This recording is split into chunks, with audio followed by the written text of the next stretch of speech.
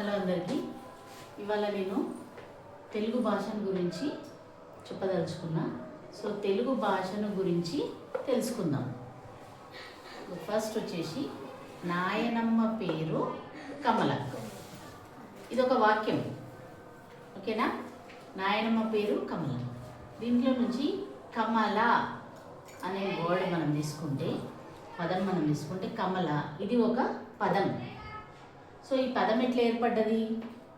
క మ ల అనే అక్షరాలను ఒక్క దగ్గరికి చేరిస్తే కమల అనే పదం ఏర్పడింది.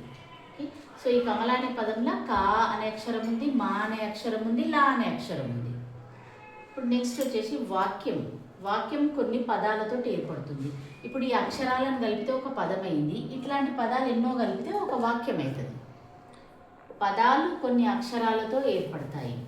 సో పదాలు ఎట్లా ఏర్పడతాయి? కొన్ని అక్షరాలతోటి ఏర్పడతాయి. మనం పలికే ధ్వనులకు గుర్తులను ఏర్పరచుకుందాం. ఆ గుర్తులనే అక్షరాలు అంటారు. ఈ అక్షరాలన్నింటినీ కలిపి వర్ణమాల అంటారు.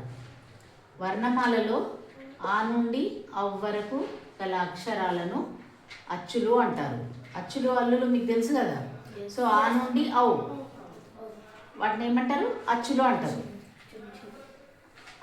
వీటిని ఏమంటారు తెలుసు అనుకుంటాం మీ అందరికీ. అరసున్నా సున్నా విసర్గ. అరసున్నా సున్నా విసర్గలను ఉభయాక్షరాలు అంటారు. కా నుండి రౌతు వరకు గల అక్షరాలను హల్లులు అంటారు.